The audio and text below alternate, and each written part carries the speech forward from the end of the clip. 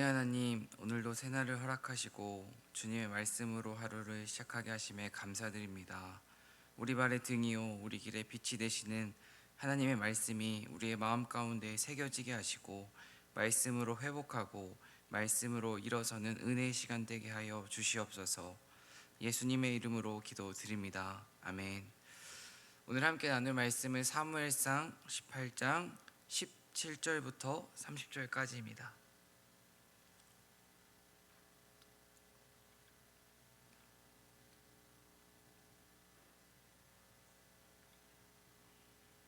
사무엘상 18장 17절부터 30절까지입니다. 오늘 말씀을 함께 읽도록 하겠습니다. 17절입니다. 사울이 다윗에게 이르되 내 맏딸 메랍을 내게 아내로 주리니 오직 너는 나를 위하여 용기를 내어 여호와의 싸움을 싸우라 하니 이는 그가 생각하기를 내 손을 그에게 대지 않고 블레셋 사람들의 손을 그에게 대게 하리라 함이라. 다윗이 사울에게 이르되 내가 누구며 이스라엘 중에 내 친속이나 내 아버지의 집이 무엇이기에 내가 왕의 사위가 되리이까 하였더니 사울의 딸 메랍을 다윗에게 줄 시기에 무을라 사람 아드리엘에게 아내로 주었더라. 사울의 딸 미갈이 다윗을 사랑하매 어떤 사람이 사울에게 알린지라 사울이 그 일을 좋게 여겨 스스로 이르되 내가 딸을 그에게 주어서 그에게 올무가 되게 하고 블레셋 사람들의 손으로 그를 치게 하리라 하고 이에 사울이 다윗에게 이르되 내가 오늘 다시 내 사위가 되리라 하니라. 사울이 그의 신하들에게 명령하되 너희는 다윗에게 비밀히 말하여 이르기를 보라 왕이 너를 기뻐하시고 모든 신하도 너를 사랑하나니 그런즉 내가 왕의 사위가 되는 것이 가하니라 하라. 사울의 신하들이 이 말을 다윗의 귀에 전하매 다윗이 이르되 왕의 사위 되는 것을 너희는 작은 일로 보느냐 나는 가난하고 천한 사람이라 한지라. 사울의 신하들이 사울에게 말하여 이르되 다윗이 이러이러하게 말하더이다 하니 사울이 이르되 너희는 다윗에게 이같이 말하기를 왕이 아무것도 원하지 아니하고 다만 왕의 원수의 보복으로 블레셋 사람들의 포피 100개를 원하신다 하라 하였으니 이는 사울의 생각에 다윗을 블레셋 사람들의 손에 죽게 하리라 함이라. 사울의 신하들이 이 말을 다윗에게 아뢰매 다윗이 왕의 사위가 되는 것을 좋게 여김으로 결혼할 날이 차기 전에 다윗이 일어나서 그의 부하들과 함께 가서 블레셋 사람 200명을 죽이고 그들의 포피를 가져다가 수대로 왕께 드려 왕의 사위가 되고자 하니 사울이 그의 딸 미갈을 다윗에게 아내로 주었더라.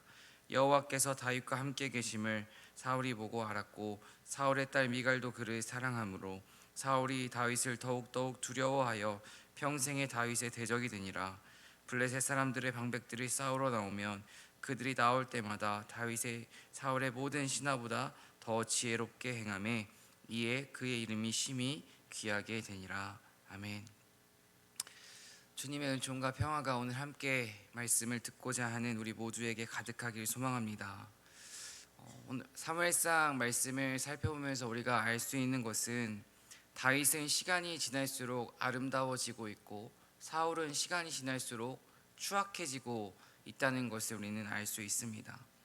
그렇다면 이렇게 시간이 지날수록 다윗은 아름다워지고 사울은 추악해지는 그 이유가 무엇일까요? 저는 사무엘상 말씀을 묵상하며 깨달은 것은 자기 자신과의 싸움이 참 중요하다는 것을 깨닫고 있습니다. 자기 자신과의 싸움에서 승리하는 다윗은 점점 아름다워지고 있습니다. 하지만 반대로 자기 자신과의 싸움에서 패배하는 이 사울이라는 사람은 시간이 지날수록 하나님 보시기에도 그리고 사람 보기에도 아름답지 못한 인생을 살아가고 있습니다. 사울이 지금 싸워야 하는 것은 다윗이 아닙니다. 사울이 지금 끝까지 싸워야 하는 것은 사실 자기 자신의 문제였습니다. 자신의 마음 가운데 있는 잘못된 생각, 부정적인 감정과 사울은 끝까지 싸워야 했지만 그러지 못했습니다. 우리는 이 사울의 인생의 결말을 알고 있는데요. 사울은 비참한 죽음을 나중에 맞이합니다. 그렇다면 반대로 다윗이 점점 아름다워지고 있는 이유는 자신을 괴롭히는 눈앞에 있는 사울이 있을지라도 자신의 감정대로 행동하지 않습니다. 또한 자신의 힘으로 무엇을 해결하려 문제를 풀어보려 하지 않습니다. 골리앗과의 싸움에서도 다윗은 자신의 생각과 자신의 감정과 자신의 힘으로 이기려 하지 않았습니다. 하나님의 이름으로 골리앗과 마주했고 하나님의 이름으로 골리앗 앞에서 승리를 얻었습니다. 사랑하는 성교회 성도 여러분, 우리의 인생은 누구와 함께 하는지가 가장 중요합니다. 하나님과 함께하는 사람만이 세상과의 싸움에서도 승리를 할 수 있고 자기 자신과의 싸움에서도 승리할 수 있습니다. 이것을 믿으며 날마다 하나님 보시기에 그리고 세상 가운데에서도 사랑스러운 사람으로 성장하는 저와 여러분 되길 간절히 소망합니다. 오늘 17절 말씀을 살펴보면 이제 시간이 지날수록 다윗이 백성들의 인기를 얻고 또 백성들의 신뢰를 얻자 사울은 다윗을 죽일 음모를 계속해서 꾸미고 있습니다. 특별히 사무엘상 17장 25절 말씀을 우리가 생각해 보면 사울은 골리앗을 쓰러뜨린 사람에게 자신의 딸과 또 막대한 재산과 세금을 감면해 주겠다는 약속을 했었습니다. 사울은 지금 자신이 내걸었던 그 약속을 다시 상기시키며 다윗을 죽일 음모를 꾸미고 있는 것입니다. 그런데 오늘 말씀을 우리가 묵상하며 특별히 다윗을 죽이고자 하는 이 사울의 모습을 통해 우리가 깨달아야 하는 두 가지 모습이 있습니다. 다윗을 죽음에 빠뜨리고자 하는 이 사울의 아름답지 못한 모습을 보면 두 가지의 특징을 발견할 수 있는데요. 첫 번째는 사람을 이용하려 한다는 것입니다. 사울은 지금 자신의 딸 메랍을 정치적인 도구와 수단으로 이용하려 하고 있습니다. 사실 자식을 정말 사랑하는 부모였다면 딸에게 물어봤을 것입니다. 결혼하고 싶은지, 좋은 감정이 있는지. 하지만 지금 사울은 자신을 괴롭게 만드는 그 다윗을 공경에 빠뜨리기 위해 자신의 딸을 이용하는 모습을 보여줍니다. 하나님 보시기에 아름답지 못한 사람은 눈앞에 있는 사람을, 나와 함께하고 있는 사람들을 내가 더 높아지기 위한, 내가 더 성공하기 위한 도구와 수단으로 사용할 뿐입니다. 내 마음에 들지 않고 내 마음을 불편하게 하면 가차없이 버리는 게 아름답지 못한 사람의 특징입니다. 특별히 우리는 지금 전쟁의 시대를 보내고 있습니다. 러시아와 우크라이나의 전쟁을 온 세계가 겪고 있는데요. 그 전쟁을 보면은 잘 알 수 있습니다. 전쟁을 일으키고 주도하는 사람은 국가의 지도자입니다. 지도자들은 소수입니다. 소수의 잘못된 결정으로 정말 많은 사람들이 죽어가고 있고 그 나라가, 온 세계가 고통을 받고 있습니다. 그렇게 백성들이 죽어가는 모습을 보면서도 그 나라의 지도자들은 전쟁을 멈추지 않습니다. 만약에 백성을 정말로 위했다면 전쟁을 멈추었을 것입니다. 하지만 지금까지 전쟁을 멈추지 않는 이유는 결국 자신들의 욕심 때문입니다.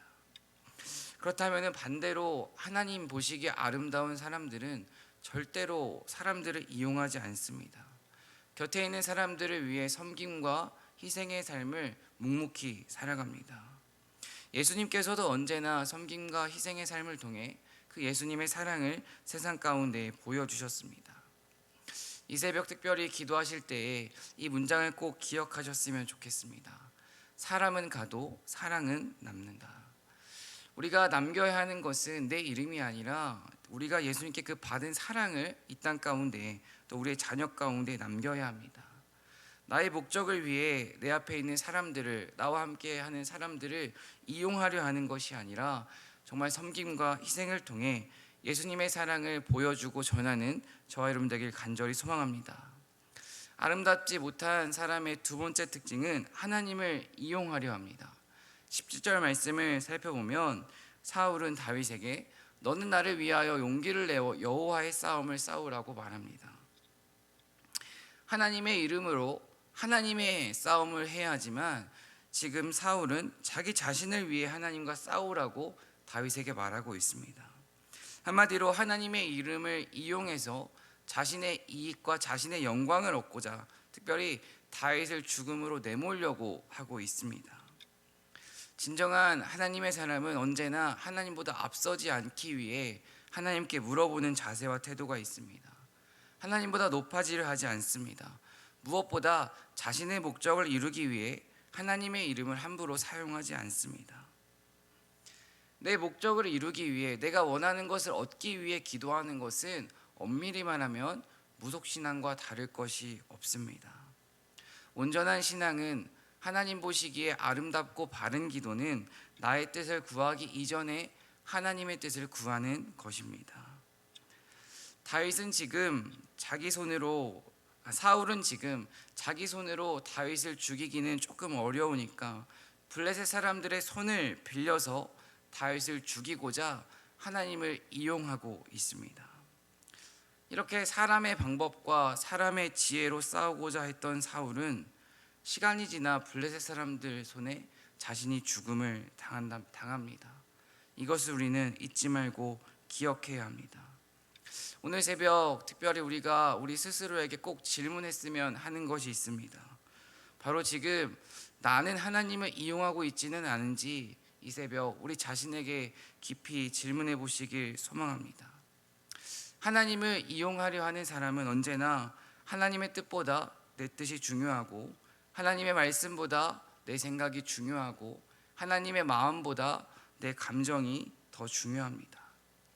이렇게 언제나 하나님을 이용하려 하는 지금 이 사울은 시간이 지날수록 하나님께도 인정을 받지 못하고 사람에게도 인정을 받지 못하고 버림받는 비참한 인생을 살아갑니다.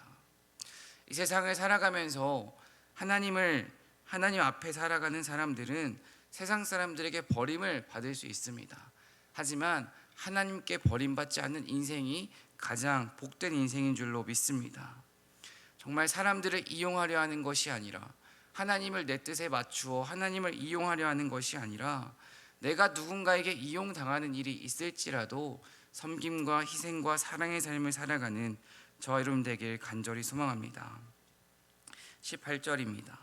다윗이 사울에게 이르되 내가 누구며 이스라엘 중에 내 친속이나 내 아버지의 집이 무엇이기에 내가 왕의 사위가 되리이까 하였더니, 지금 다윗은 자기 자신을 이용하려고 하는, 죽음으로 내몰려고 하는 그 사울의 자극에 아주 지혜롭고 겸손하게 반응을 하고 있습니다.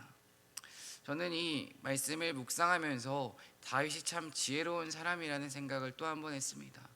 그리고 자신을 힘들게 하는 누군가의 부정적인 행동에 이렇게 지혜롭고 겸손하게 대답할 수 있는 그 지혜가 있다면 얼마나 행복하게 살 수 있을까라는 생각을 해보았습니다. 특별히 우리가 인생을 살아갈 때 우리의 인생 가운데는 언제나 다양한 자극들이 찾아옵니다. 제가 말하는 이 자극은 우리의 인생을, 우리의 마음을 특별히 어지럽게 만드는 두려움과 분노, 미움, 기쁨, 감사, 이런 다양한 자극이 우리의 인생 가운데에 날마다 찾아온다는 것입니다. 상황을 통해서, 또 환경을 통해서, 사람을 통해서 이러한 자극들은 언제나 찾아옵니다. 그런데 중요한 것은 우리 인생에 찾아오는 이 다양한 자극에 대한 그 반응이 우리 믿음의 척도일 수가 있습니다. 만약에 우리 인생 가운데 악이 찾아왔을 때 악으로 대응한다면 우리의 믿음도 아직 그 수준에 머물고 있는 것입니다. 악의 악으로 반응할 수도 있지만 악의 선으로 반응할 수도 있습니다. 미움의 미움으로 반응할 수도 있지만 미움의 긍휼의 마음으로 반응할 수도 있습니다.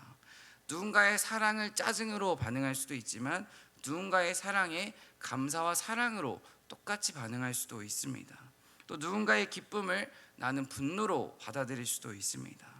지금 다윗은 자신을 이용하고 자신을 죽음에 빠뜨리려는 그 사울의 자극에 똑같이 반응하고 있지 않습니다. 지혜롭고 겸손하게 반응하고 있습니다.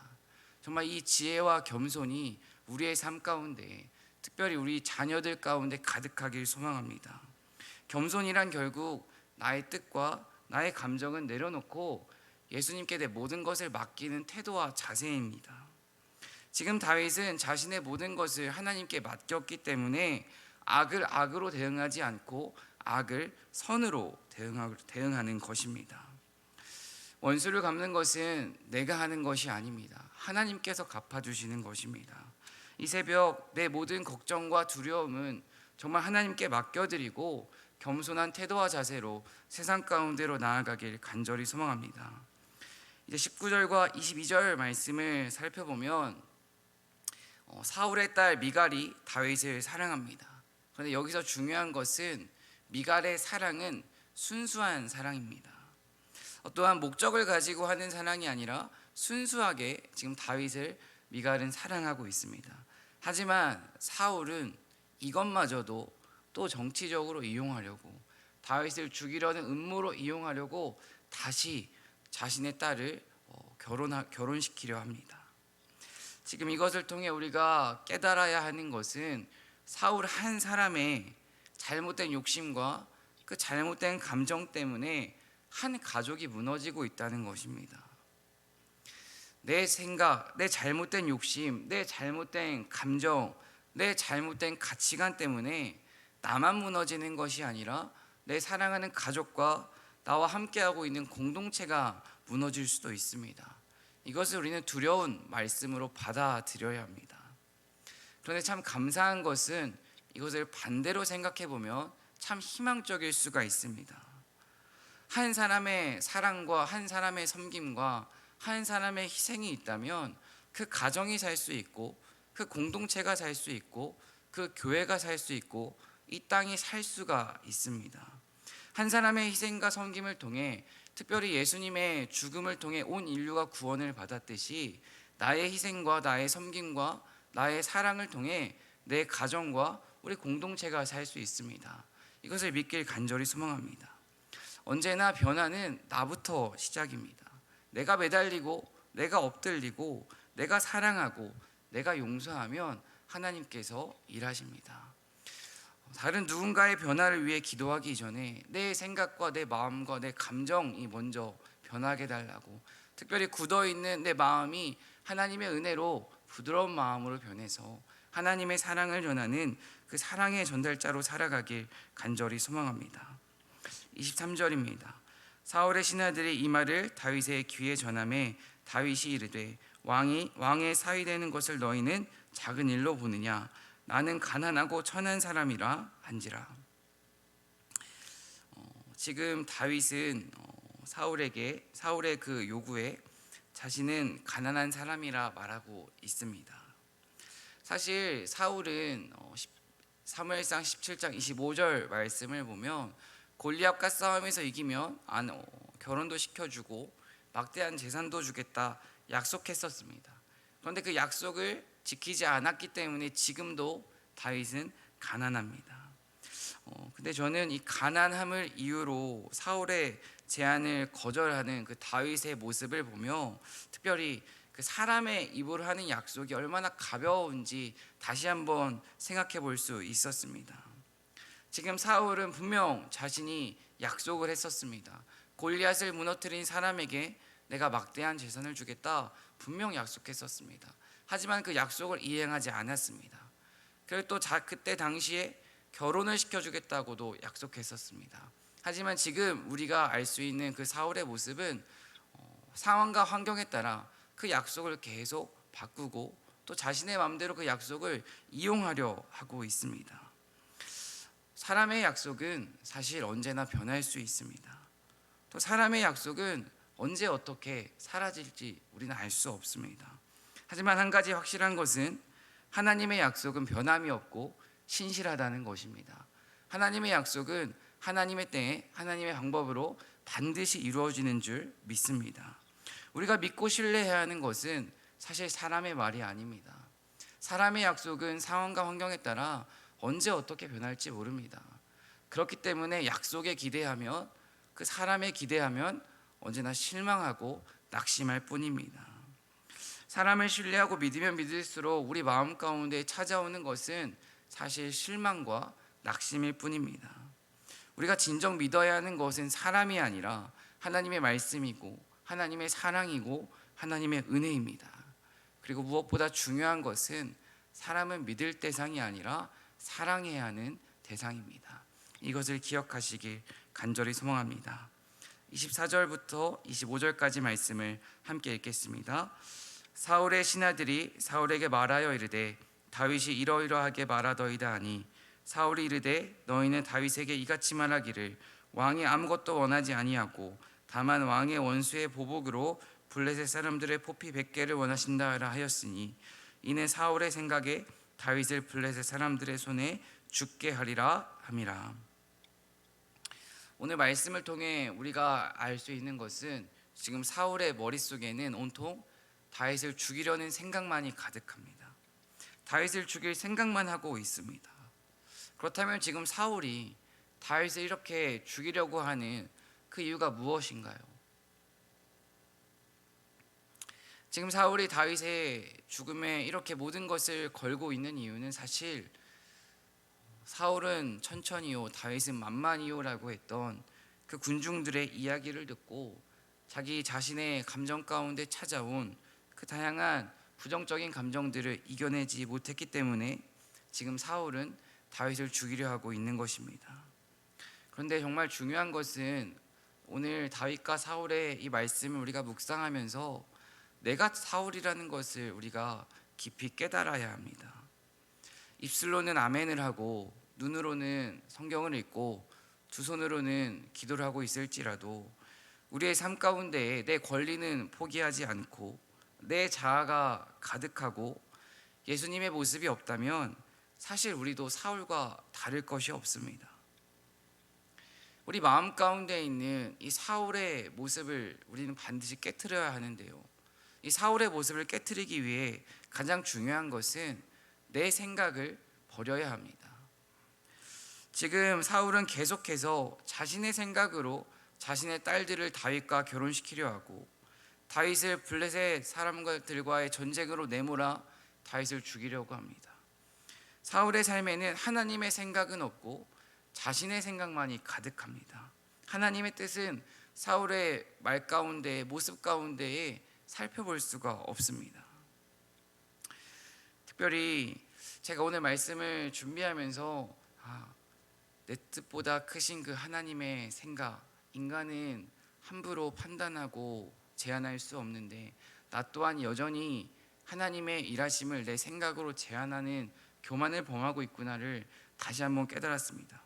특별히 지난주 아동부 찬양단 LT를 1박 2일 동안 진행을 했는데요, 짧은 시간 동안 아이들과 함께 해야 하다 보니 그 아이들에게 말씀을 전하는 시간을 얼마나 해야 할까가 정말 고민되었습니다. 그렇게 말씀을 준비를 했는데 아동부 찬양단 아이들에게 전할 말씀을 준비하고 정리를 해보니까 1시간 정도의 분량이 나왔습니다. 그래서 그 설교 원고를 놓고 하나님께 참 많이 물어봤습니다. 하나님, 이 설교를 줄여야 할까요? 그대로 해야 할까요? 그렇게 고민하고 기도하다 그냥 그대로 전해야겠다는 마음을 주셔서 그냥 한번 전해보자 하고 아이들에게 준비한 말씀을 그대로 전했습니다. 사실 제 마음 가운데에는 아이들이 1시간 동안 말씀을 들을 수 있을까? 이해는 할까? 아이들이 중간에 자지는 않을까? 걱정이 가득했습니다. 하지만 말씀을 듣는 아이들의 모습을 보고 또 끝까지 기도하려 하는 그 아이들의 모습을 바라보면서 또 간증문을 보면서 내 생각, 인간의 생각을 뛰어넘어 일하시는 그 하나님을 다시 한번 경험했습니다. 지금 사울이 실수하고 있는 가장 큰 것은 하나님의 일하심을 제한한다는 것입니다. 자기의 생각대로 모든 것을 판단하고 행하고 있다는 것입니다. 사랑하는 성원교회 성도 여러분, 내 경험과 내 생각과 내 판단과 내 감정으로 그 하나님의 일하심을 제한하지 않길 정말 간절히 소망합니다. 하나님이 일하시면 불가능은 없습니다. 하나님이 함께 하시면 불가능은 없습니다. 하나님이 일하시면 우리 가정 가운데 있는 질병의 문제, 재정의 문제, 관계의 문제 하나님께서 반드시 해결하실 수 있습니다. 이것을 믿고 기도하시길 간절히 소망합니다. 26절과 27절 말씀을 보면 이제 자신을 이용하고 죽이려고 했던 그 사울에게 다윗은 자신의 생각과 감정대로 반응하지 않습니다. 오히려 전쟁에 나가서 블레셋 사람들을 100명 죽이는 것이 아니라 200명을 죽이고 돌아옵니다. 이렇게 자신의 생각대로 행동하지 않았던 다윗에게 주어진 결과가 28절부터 30절까지 있는데요, 이 주어진 결과는 하나님의 축복입니다. 이 축복이 우리 가운데 있기를 소망하면서 28절과 30절 말씀을 함께 읽겠습니다. 28절입니다. 여호와께서 다윗과 함께 계심을 사울이 보고 알았고 사울의 딸 미갈도 그를 사랑하므로 사울이 다윗을 더욱더욱 두려워하여 평생의 다윗의 대적이 되니라. 블레셋 사람들의 방백들이 싸우러 나오면 그들이 나올 때마다 다윗이 사울의 모든 신하보다 더 지혜롭게 행하매 이에 그의 이름이 심히 귀하게 되니라. 아멘. 네 가지의 축복을 발견할 수가 있습니다. 첫 번째는 하나님이 다윗과 함께 하심을 사람들이 봅니다. 하나님의 뜻대로 살아가는 사람들에게 주어지는 축복은 우리의 삶을 통해서 하나님이 드러난다는 것입니다. 두 번째 축복은 사울의 딸 미갈도 그를 사랑합니다. 한마디로 사람들에게 사랑을 받습니다. 세 번째는 사울이 다윗을 두려워합니다. 이것은 즉 정의는 승리하고 하나님의 사람은 승리한다는 것을 의미합니다. 네 번째는 다윗의 이름이 귀해집니다. 한마디로 하나님께서 영광을 다윗을 통해 받으신다는 것입니다. 다윗은 지금 하나님 앞에서 온전한 삶을 살아가려 발버둥치고 하나님 말씀에 순종하며 살아가고 있습니다. 이러한 다윗에게 이 네 가지의 축복이 주어지는데요, 이 축복이 우리 삶 가운데에도 주어지길, 특별히 우리의 다음 세대 가운데에도 정말 가득하길 간절히 소망합니다. 오늘 말씀을 마무리하겠습니다. 다윗의 중심에는 언제나 하나님이 있었습니다. 다윗의 중심에는 언제나 하나님이 있었고 하나님의 말씀이 있었기 때문에 그의 인생은 시간이 지날수록 날로 사랑스러워집니다. 우리가 악한 세상 가운데에서 정말 하나님의 자녀답게 살아갈 수 있는 방법은 사실 복잡하지 않습니다. 하나님의 말씀대로 살아가는 것이 이 악한 세상 가운데서 승리하는 유일한 비결입니다. 하나님의 말씀을 믿고 하나님의 말씀대로 살아간다는 것은 당장은 느려 보일 수 있고 당장은 지는 것처럼 손해보는 것처럼 보일 수 있습니다. 하지만 성경을 통해 우리가 알 수 있는 것은 결국 말씀만이 남고 말씀대로 사는 사람만이 승리한다는 것입니다. 오늘 말씀을 통해 나의 중심은 어디에 있는지 돌아보며 하나님의 말씀을 붙잡고 하나님 보시기에 아름다운 인생을 살아가는 저와 여러분 되길 간절히 소망합니다. 기도하겠습니다. 사랑과 은혜 하나님, 오늘도 말씀을 통해 하나님의 음성을 들려주심에 감사드립니다. 시간이 지날수록 하나님과 사람 앞에 사랑스러운 주님의 자녀로 성숙하길 소망합니다. 날마다 성숙하는 삶을 살아가기 위해 말씀과 기도로 무장하게 하시고 우리의 삶 가운데 살아 역사하시는 그 하나님을 경험하는 은혜를 우리에게 허락하여 주시옵소서. 오늘도 함께 하실 하나님을 신뢰합니다. 우리의 말과 생각과 행동을 붙잡아 주시고 주관하여 주시옵소서. 언제나 우리를 사랑하시는 예수님의 이름으로 기도드립니다. 아멘.